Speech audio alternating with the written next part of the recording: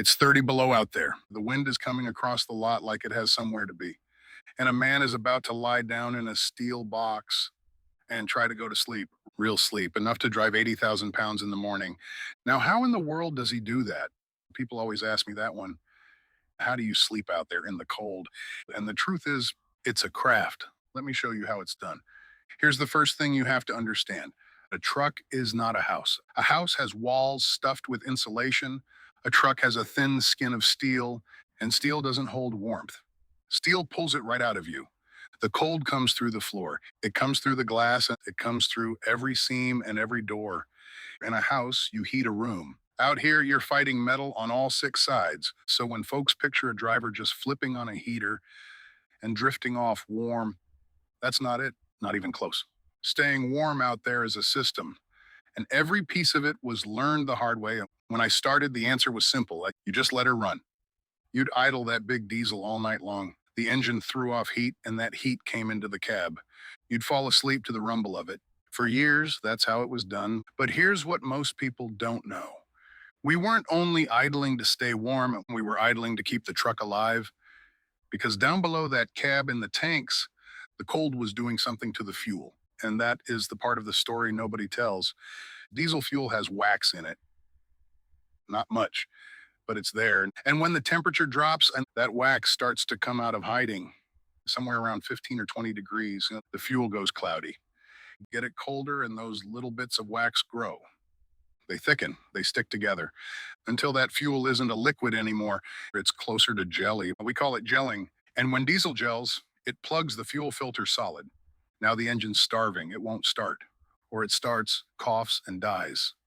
So picture it. It's the middle of the night, way below zero, and the very fuel in your tank has turned against you.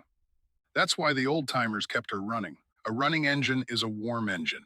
And a warm engine doesn't freeze to death. And now, over the years, we got smarter about that. You don't have to just idle and pray anymore. First thing, there's winter fuel.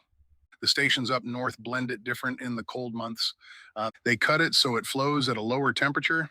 Then there's the additive, a bottle of anti-gel you pour in before the cold hits. It keeps that wax from clumping up.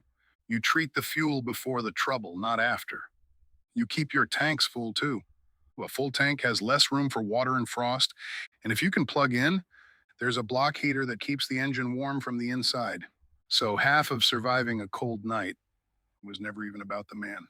It was about nursing the machine through till morning. You winter a truck the way a farmer winters his animals, but idling all night had a cost. Two costs, really. The first was fuel. That big engine burns close to a gallon an hour, just sitting there. Night after night, that's a fortune going up as heat and noise. The second was the law. These days, a lot of places won't let you idle for hours. There are signs, there are fines, cities, truck stops, whole states. They don't want a lot full of engines running all night. So the old answer got taken away. And when you take away a man's answer, he goes and finds a better one, and that's exactly what happened next. Somebody figured out you don't need the whole engine, you just need heat. So they built a little furnace about the size of a lunchbox tucked in the truck.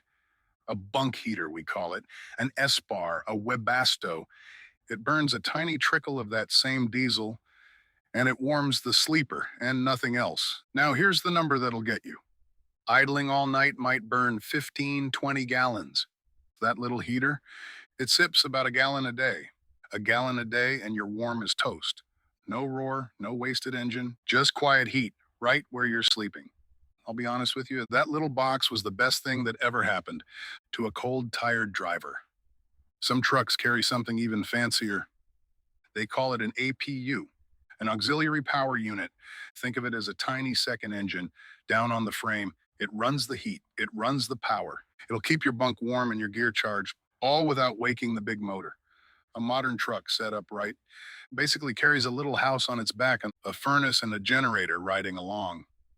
The men who drove before me would not believe it. But here's the thing about all that gear. It can fail, and not everybody has it. So the real craft, the part that's still all you, is building the nest. You start by shrinking the space. There's a heavy curtain behind the seats. You pull it closed, and now you're not heating the whole cab. You're only heating the bunk, a little pocket. Then you seal the leaks, a little foam tape around a bad seam. Covers over the windows to stop the cold coming through the glass. Some men use that reflective insulation. Shiny stuff, like a blanket of foil. You cover every pane you can because heat's always looking for a way out, and your whole job in that bunk is to keep talking it into staying. One more trick of the nest: anything you need unfrozen by morning, you take into the bag with you, your water bottle, your phone, some nights even your boots, because whatever you leave out in that cab will be a block of ice by dawn. And comes the bed itself, and you build it in layers, same as everything else. A cold rated sleeping bag is worth its weight in gold. You buy one rated colder than you think you'll ever need. Over that or under it, a wool blanket. And here's an old secret about wool: wool keeps you warm even when it's damp. Most things don't, wool does. You've got your base layers on: long johns, dry socks, always dry socks, and a hat. Now that one surprises folks, but you lose a world of heat right off the top of your head. A man will pile blankets on his body and lie there freezing because his head is bare. Pull a beanie down over your ears, and it's a different night entirely. Out there, you dress for bed like you're sleeping outside, because in a way, you are. Now, here's a lesson that took me years to learn: the warmth doesn't start when you get in the bunk, it starts hours before. You want to go to bed warm, not cold, hoping to warm up. A hot meal in you before you lie down does more than any blanket. So does moving around a little first to get the blood going. And whatever you do, never go to bed damp. If you sweated setting up, if your clothes are wet, that wet will pull the heat right out of you all night. Dry off, change, then get in. One more. A lot of men think a drink helps them sleep warm. It's the opposite. It feels warm for a minute, then it robs you. Warmth is a system, and it starts long before your head hits the pillow. Now I have to stop and tell you the hard part, because this one matters more than all the rest. Anything you burn for heat makes a poison: carbon monoxide. You can't see it, you can't smell it. An idling engine, a heater with a cracked exhaust, or snow drifting up over the tailpipe. And that poison starts creeping into the cab. And here's the cruel thing about it doesn't hurt, it doesn't wake you. A man goes to sleep warm and simply doesn't wake up. It has happened more than once to good drivers. So you crack a window, just a little.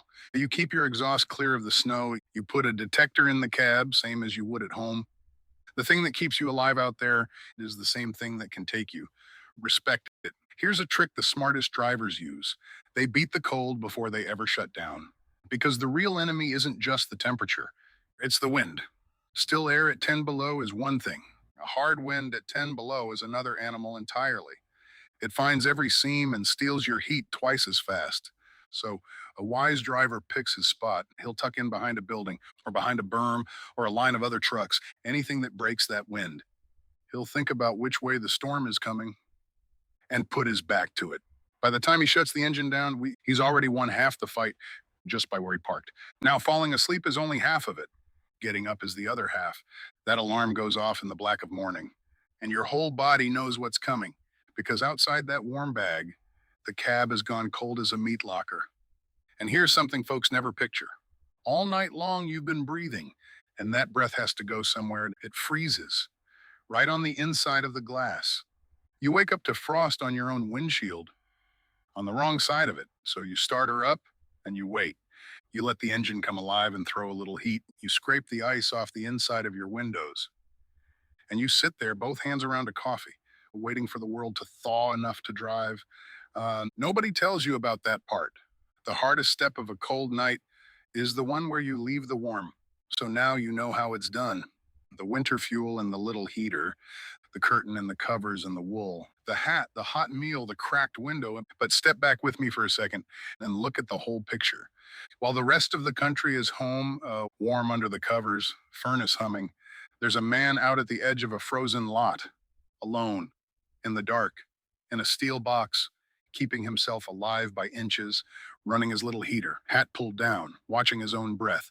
And he'll be up before the sun to bring that country everything on its shelves. Nobody sees that night. Nobody thanks him for it. It's the most invisible work there is.